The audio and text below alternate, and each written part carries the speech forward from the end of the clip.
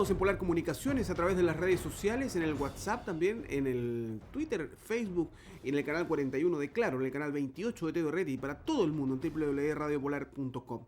La importancia de los derechos humanos, sin duda que ha marcado también un antes y un después. En Chile hemos ido sabiendo casos que han ido detonando, sobre todo el caso Milico Gate, que se fue denunciado a través de la prensa, el reportaje de Alejandro Vega a través de el rompimiento de estos pactos de silencio, la Casa de los Derechos Humanos también, que la remodelación está en etapa ya con los diseños y todo, no ha estado exento de polémica eso.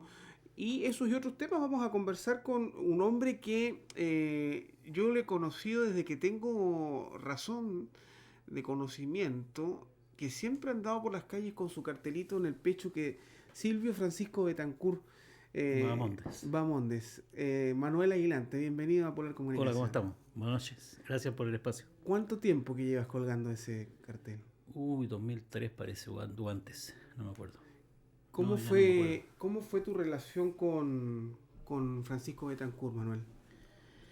Bueno, nosotros porque tiene que ver con la gente de derechos humanos, conocimos a Francisco Betancur lo que había pasado a poco iniciada la dictadura, digamos, a poco tiempo, pero como fortaleza para trabajar en el tema de derechos humanos después de los 90, digamos, el único desaparecido acá, un trabajador en Lapino, ¿cierto? Un joven estudiante que vino de otras latitudes para aportar al país lo que en la época era el tema de la petroquímica, porque eso estudió él, para fortalecer lo que era la industria nacional, ¿cierto? Hacerla el Chile un país en lo posible, construir sus propias cosas. Y nos fuimos metiendo en la vida de Francisco Betancur y nos fue acompañando y nos abrió, hasta el día de hoy, nos abre muchas puertas para poder, en alguna medida, hablar con bastante propiedad, digamos, del tema de derechos humanos y qué mejor que tener un compromiso, un referente que tiene que ver con los detenidos desaparecidos.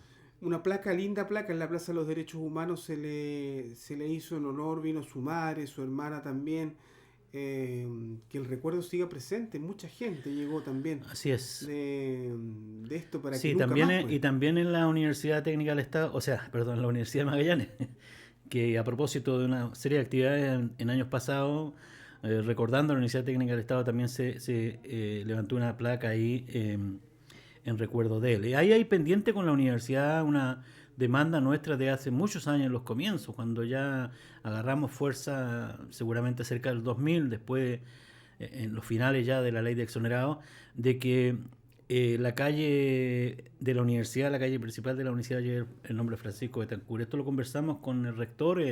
¿Fajardo en esa época? En esa época no estaba Fajardo, me parece que había otro.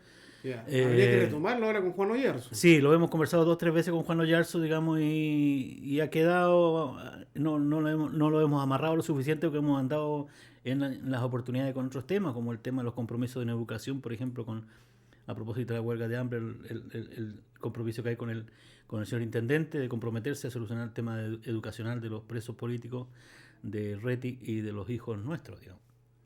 Uh-huh. Manuel, ¿cómo anda el tema de la Casa de los Derechos Humanos? Bastante polémica se ha sabido a través de la prensa, pero tú me decías que no era tan así, quizás las peleas son más artificiales de lo que se pretende hacer. Miguel Launer ganó una licitación para hacer un diseño de esto, pero que ya venía. Sí, no, claro. No es que Launer quiso ponerle un ascensor a la casa o quiso hacer cosas, ya esto ya venía en un proyecto preparado por la municipalidad. Eso es lo que de repente, no sé si intencional o no intencional, se quiere ver de que lo que hay de parte de un sector de las agrupaciones de derechos humanos en lo que está pasando con el proyecto de la Casa de Colón 636 es que no se quiere aprobar el proyecto, o sea, que está en contra del AMNE. No es contra el AMNE que estamos en contra del proyecto que levantó la municipalidad. Lo dijimos antes y lo seguimos diciendo hoy día. O sea, que de reformularse, digamos, esta situación, porque además que ha sucedido una serie de... Han pasado a propósito el tema de la Casa de Colón desde cuando la dictadura Diego Piñera, el gobierno Piñera quiso venderla, claro. Hubo que improvisar o o acelerar el paso, el quehacer, porque había que ¿cómo se llama? Que inventar, que elaborar algo para que esa casa no se pierda y tenga un motivo y una, digamos, también al mundo del derecho humano para defenderla. Y en ese momento, claro, se hablaron hartas cosas, se hicieron, en función de eso se traspasa la custodia a la municipalidad, etcétera. Eh, pero en el tiempo hemos ido educándonos, que es el tema por el cual estamos enfrascados hoy día, enredados en el tema de hacer el derecho humano. Lo que debió haberse hecho primero era conversar el qué se iba a hacer. Y esa conversación podía haber demorado muchos años, mucho tiempo, pero una vez que se le dé el vamos, ¿cierto? Hay una unidad de criterio respecto al qué hacer. Y eso todavía no se da porque el mandato que tiene el arquitecto que ganó la propuesta presentada por la municipalidad no da espacio para eso. Porque la licitación que ganó no lo dice. Claro, los relatos ciudadanos ya está sobre el proyecto que él tiene que hacer. Claro, no, él ganó un proyecto que tiene de la P a la PA. Y eso tiene. Su trabajo es ese, con el ascensor, con una cafetería, con un hoyo al medio, con una biblioteca, con oficinas para las agrupaciones. ¿Y dónde va a quedar la historia ahí? Sucede que esa casa, además es un lugar del suceso, del sitio del suceso. Se están desarrollando una serie de demandas en contra del Estado, querellas contra el Estado de parte de los presos políticos torturados que pasaron por ahí, y eso ese proceso todavía puede demorar 10, 15 años, en que se haga revisión, relato, constatación de relato, y por lo tanto el edificio debe ser intervenido lo menos posible. Y no es posible que se materialice lo que se pretende hacer allí, como es un hoyo en el medio del edificio, entre tantas otras cosas, digamos. Hay una diferencia que es bueno que vayamos entendiendo, que una cosa es un museo y otra cosa es un sitio de memoria. El sitio de memoria es el lugar de los hechos, y el museo se puede instalar en cualquier lado. Bueno, hay una conversación que vendrá después, pero que no está malo iniciarla, que es que a propósito de toda esta discusión que se encontró en Escanaví, también empieza a aparecer, a propósito de la prensa y a propósito de la opinión de otras personas, que tienen mucha razón, de que existe la necesidad de tener un museo de las violaciones en Magallanes, de los derechos humanos en Magallanes, en general, desde los tiempos de nuestros pueblos originarios, claro, pasando por el movimiento obrero, ¿cierto? Claro.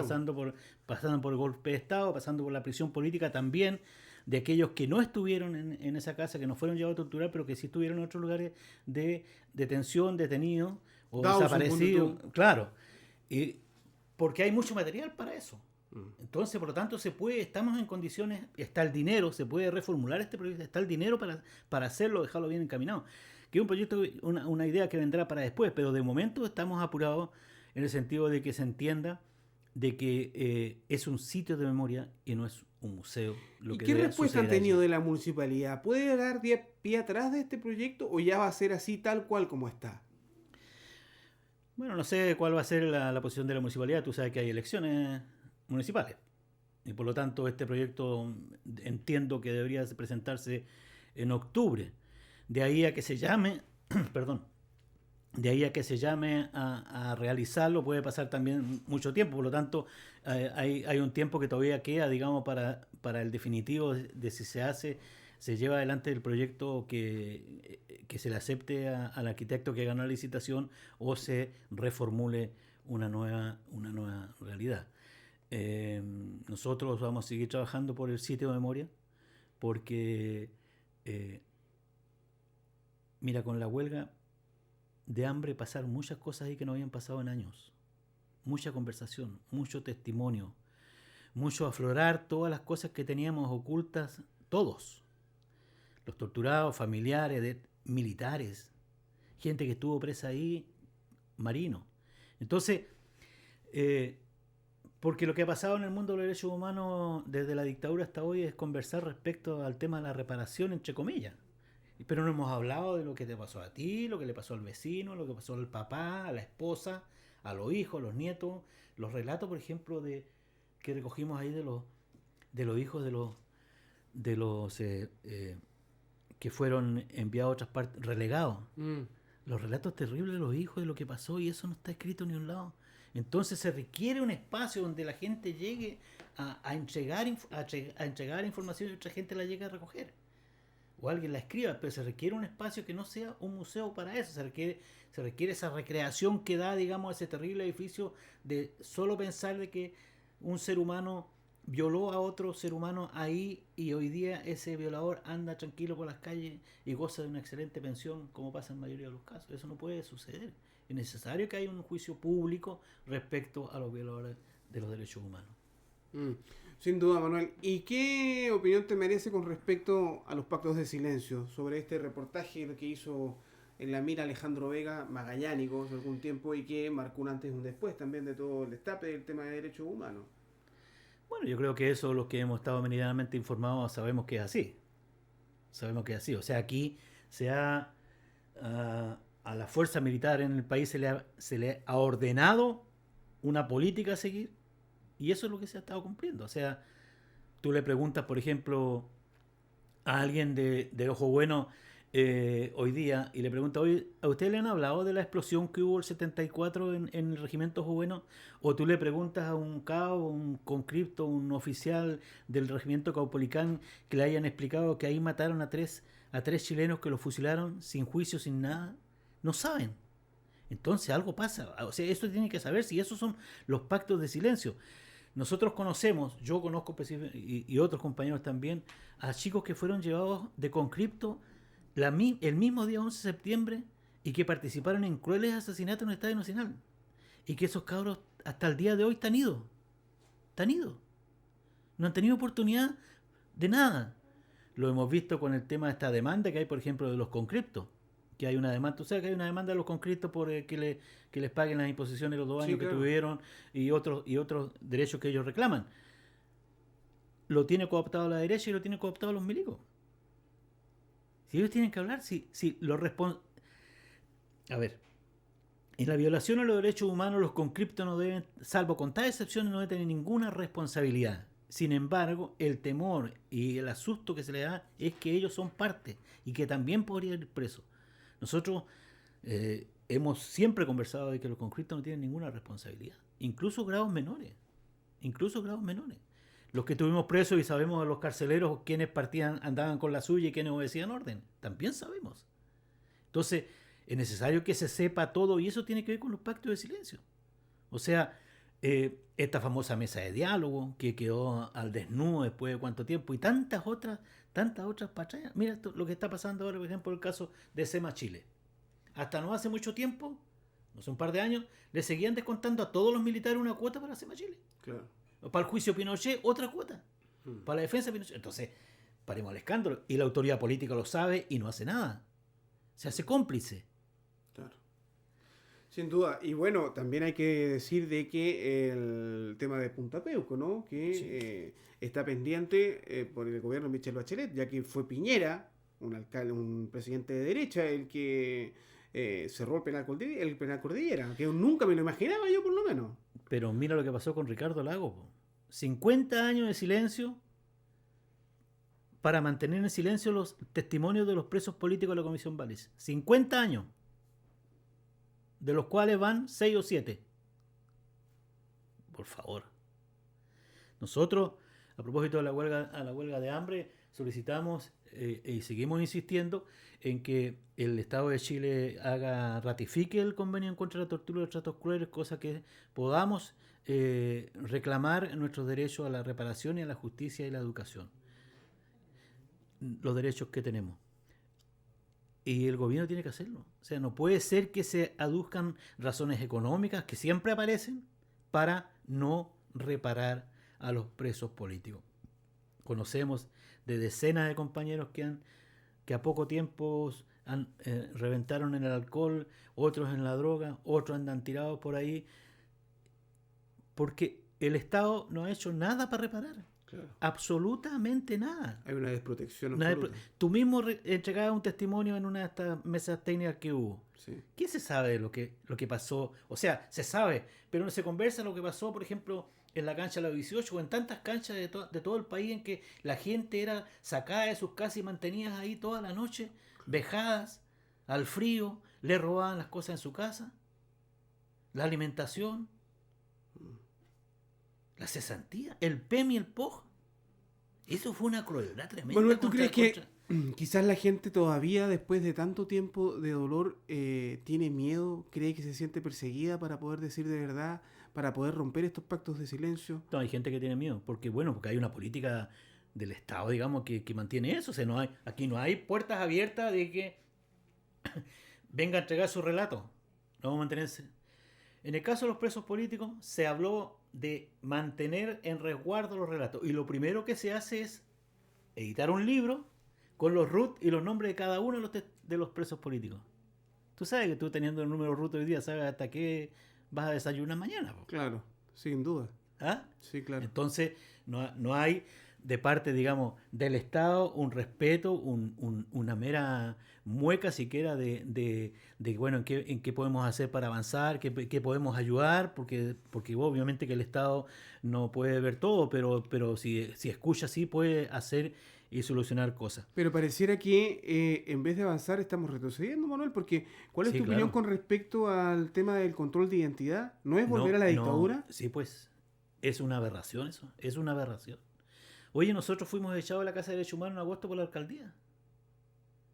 Las agrupaciones que funcionábamos ahí. Mira el movimiento de derechos humanos en que está. ¿Está desarticulado? ¿Con el apoyo de la autoridad? Mira lo que pasa con los presos políticos que fueron a tomarse, no a tomarse, porque la verdad es que ellos también eran militantes socialistas, el Partido Socialista el año pasado con la huelga de hambre. La dirección encabezada por Isabel Allende y Veloso echaron con los carabineros del Partido Socialista y los llevaron presos, a los presos políticos que llevaban ya 30, 40 días de huelga de hambre. O sea, ni siquiera el mero criterio de razonamiento humano. Claro. Yo, como el tiempo pasa rápido, Alejandro, me gustaría decir 2 o 3 cositas para después, si nos queda tiempo, conversar. Hoy es 26 de julio. Un día como hoy asesinan a Susana Obando hace ya 28 años. Esta mañana hubo una performance ahí en el lugar donde fue encontrada ella, ahí en Paraguaya con Playa, por unos artistas audiovisuales que hicieron una performance. Hoy día también se cumple un año el término de la huelga de hambre que llevé yo acá por lo menos por 90 días.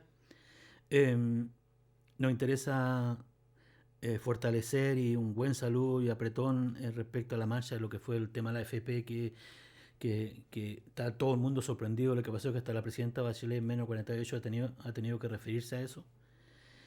Nosotros lo que reclamamos es que desde el mundo de los derechos humanos que votamos y nos incorporamos al proceso de llevar adelante desde las agrupaciones de derechos humanos, trabajar por Michelle Bachelet con el proyecto Nueva Mayoría, porque venía involucrado el tema de las pensiones, el tema de las pensiones y el sistema de pensiones, todo lo que eran las demandas de los estudiantes, ¿cierto? Y también la demanda de derechos humanos.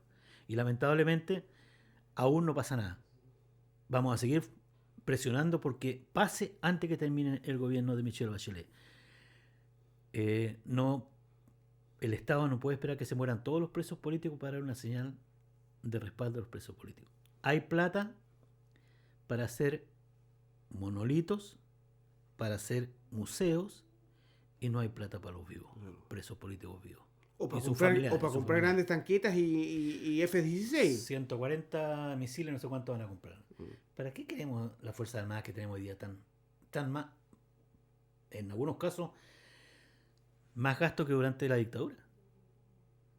¿Por qué necesitamos aviones de última tecnología? ¿Qué problema tenemos con los argentinos? ¿Qué problema tenemos ahí? Con tema de intercambio de opiniones, de palabras con los bolivianos. Con Perú no tenemos nada. ¿Sí? ¿Para qué necesitamos las Fuerzas Armadas? Y sin embargo, los 7 grandes empresarios están depredando el mar, depredando los bosques, todo lo que pasa con el agua. Entiendo que fue aprobado hoy día el tema de la tronadura acá en Isla Riesgo. Entonces, a ver si encontramos una brújula y la usamos. Claro. Manuel, hace algunos días nos encontramos en la calle, te llevé al hospital, ¿recuerdas? Y conversábamos de tu experiencia en huelga de hambre, estos 90 días que estuviste y que llegaste a los 66 kilos, me decías. Sí. mucha gente te llegó a visitar, mucho político que también quizás llegó a darte un poco de pildoritas y de repente tú me contabas que te llevaste una sorpresa de que el menos indicaba, que realmente es bueno contarlo también para que se sepa. Sí, claro. Que Carlos Bianchi en definitiva fue el único que te cumplió con lo que que tú pedías. Así es. Que era efectivamente una carta a la Presidenta de la República personalmente. Así es, nosotros demandábamos de los diputados y senadores que intervinieran, y cuando hablamos de intervenir, la manera que ellos pueden intervenir, ellos tienen acceso, ¿cierto?, a la Presidencia de la República, al Ministerio del Interior. Claro. Eso, no que manden un proyecto de ley, porque eso es condición de la Presidencia de la República, todo lo que sea gasto. Y sin embargo, el único, sabiendo él que yo tengo rotas las relaciones con Carlos Bianchi de su primera postulación, llegó allá. Y yo creo que no me quedó con las palabras. Dijo, yo sé que tú no me quieres no me vas a dejar entrar. Dijo, pues voy a entrar igual. Dijo, y recibo todo lo que tiene que venir. Estoy dispuesto. ¿Qué hay que hacer? Yo le dije, nosotros estamos pidiendo a los diputados y senadores y autoridades que manden una nota pública a la presidenta. Si la presidenta es la que tiene el resorte, el ministro del Interior. Y él lo hizo. Me envió el borrador. Nosotros con los compañeros lo revisamos y después se lo devolvimos para que lo haga. Lo hizo. Y la verdad es que ese gesto yo creo que, bueno, podría limpiar algo, digamos, de lo que él durante tanto tiempo abandonó, que es el tema de los derechos humanos, que él ha abandonado el tema de los derechos humanos cuando él debe haber sido, como varios más, porque su padre estuvo preso con nosotros aquí mismo, también fue salvajemente torturado. Por lo tanto, él tiene un compromiso moral con su familia y con sus compañeros, y eso no lo ha hecho.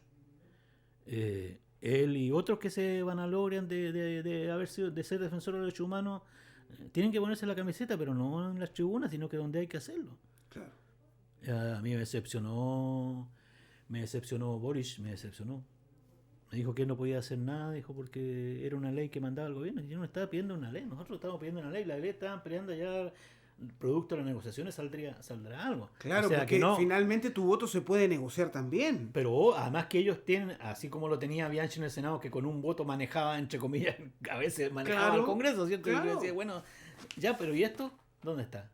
Pásenme esto y yo no tengo problema. Claro, sí. Así funcionan las negociaciones, ¿cierto? Tú te bajas de esto y yo... Y bueno, y se desapareció. No me lamentaron lo más mínimo, pero no, yo tenía desconfianza de él, la sigo teniendo. Cuento que fácil es la prensa, pero hay que trabajar. Pues, si ser diputado, ser senador es para que trabajen, no para pura foto nomás. ¿Tú crees que hoy día estamos en un camino, Manuel, de seguir sin perdón y olvido? No puede ser.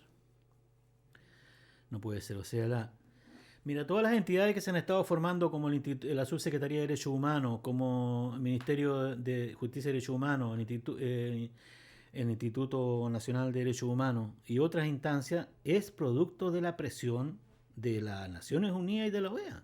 No es por la buena disposición que han tenido los distintos gobiernos de hacerlo, es por una exigencia, porque el gobierno de Chile sigue siendo sancionado por no cumplir con los compromisos internacionales. Mira lo que pasa con el convenio 169. Periódicamente está siendo sancionado Chile producto que no cumple con el convenio. Y en eso estamos involucrados también, está involucrado el mundo de los derechos humanos, las violaciones de los derechos humanos ante la dictadura. ¿Y has participado de las mesas técnicas con respecto a la nueva constitución? ¿De qué forma se va a incluir el tema de derechos humanos? Bueno, tú sabes mejor que yo que lo han dicho mucha gente, que engorroso fue lo del tema, pero yo creo que lo valioso que tiene esta tarea de la nueva constitución, que estos cabildos, tiene el tema de que es en mi opinión, una escuela cívica que permite que podamos conversar del tema. Y en las dos instancias que hemos participado, tanto la autoconvocada como la local, en las distintas instancias que hemos estado junto a otros compañeros, hemos puesto en el tapete, y la gente la recibió de buena manera, de que la base de la nueva constitución sea la Declaración Universal de los Derechos Humanos. Que esa sea la base. Porque, claro, hablamos de la nueva constitución, pero ¿qué artículo vamos a cambiar? ¿Cuál?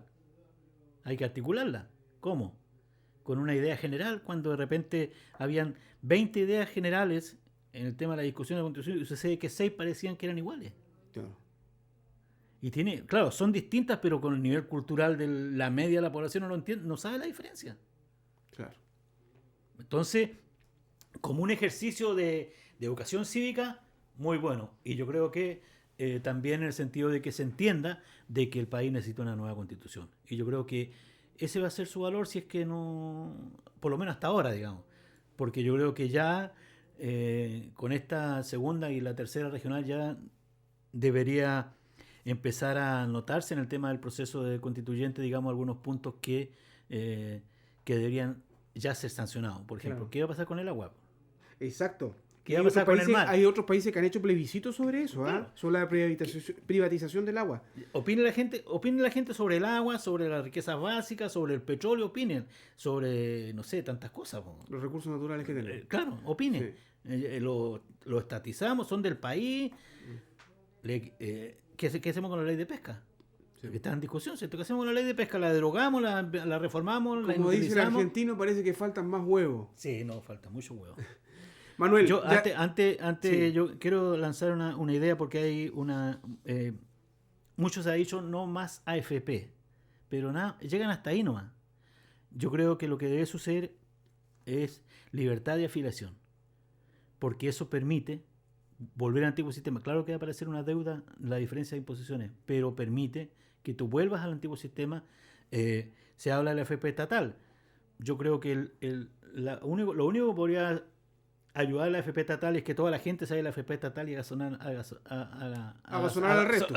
Haga sonar el Pero sistema. ayer conversaba yo con mi señor y me decía, pero una FP estatal, pero no es el rumbo. O sea, ¿qué No. camino es si hoy día tenemos un banco del Estado? Que el único beneficio que me da es una cuenta RUT. Sacar una cuenta corriente en Banco Estado me piden hasta el TICOM de mi abuela. No, pero el banco de crédito es el banco de los créditos para el Mercurio. Pero no para el ciudadano. Claro. Entonces la FP estatal no es el camino tampoco. No es el camino. La Pero inflación me parece, podría suceder de que... O de en que- Perú, fíjate que el Congreso peruano aprobó Sí, sacar el pero- 95.5% sí, de tu fondo. pero eso yo creo que eso es un robo en despoblado.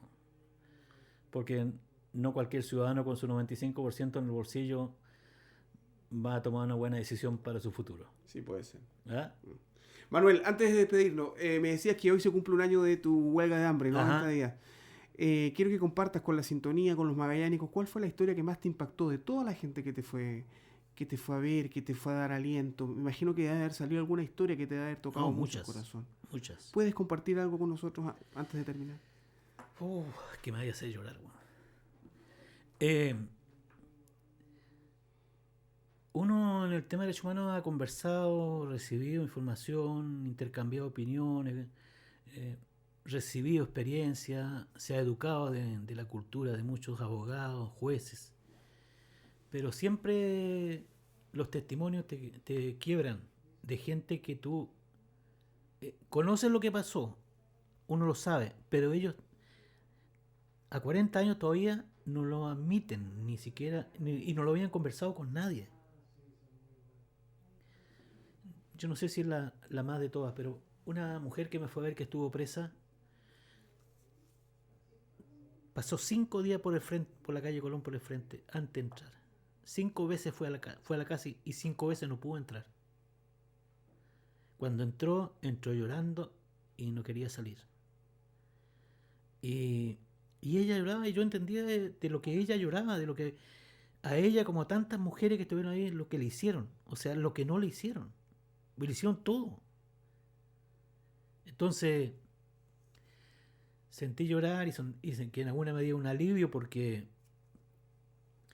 el dolor de la gente que ha sido torturada, perseguida, a su familia hecha pebre, digamos, y que se la ha guardado durante 10, 20, 30 años, no la ha conversado con nadie, ni siquiera con su hijo, ni siquiera con su cónyuge, con su mujer, con su compañera, que la conoció después.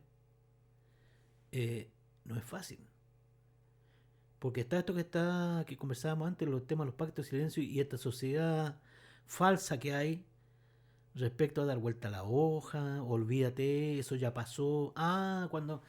¿Qué es lo que pasa cuando me preguntan por Pacho? Yo le digo de qué fecha es. Pero eso es pero eso es del 73. Como si esta vida no valiera. Y mientras no metamos el diente mientras no metamos el dedo donde hay que meterlo, van a seguir sucediendo los Betancourt, los Arex y tantos más. Porque hay una cultura. Mira lo que pasa con el femicidio. Mira lo que se está destapando con los chicos. 400 muertos en 5 años en el Sename. Eso es la política de la dictadura. Mira las pensiones de hambre a las que están condenados, nuestros hijos. ¿Control de identidad? Control de identidad. Cuando hoy día entiendo que este sistema de computacional con enfocarte la cara, el sistema sabe quién eres. Claro. ¿Para qué quiere control de identidad? ¿Y el carabinero se identifica contigo cuando te pide control de identidad? No, nunca. ¿Quién es? No. Mira lo que ha pasado con carabineros. ¿Cuántos carabineros han pillado robando, saltando en moto? Las torturas, la persecución a la gente que vende un paquete de verdura. Estamos en el mundo al revés. O sea, tenemos que sincerar las sinvergüenzuras que hay que sincerar, sacar todo. Ya que empezamos a sacar excrementos, saquémoslo todo para que quede limpio, a ver si lo podemos dejar limpio. Bueno, Manuel, agradezco tu sinceridad, diálogo gracias. profundo, al estilo que tenemos en Última Conexión, y las puertas siempre van a estar abiertas, compañero, para usted y para todos los que les amerite. A seguir en la lucha, po. Sí, que el sueño aún existe, decía el compañero Vallejo. Fuimos condenados a eso. Muchas gracias, Manuel. Una buena condena en todo caso. Y nosotros nos despedimos hasta mañana, Polar. Leito Bustos. Estamos en una nueva edición de Última Conexión. Siga conectado todo el día con Polar Comunicaciones. Un abrazo, buenas noches, chau, chau.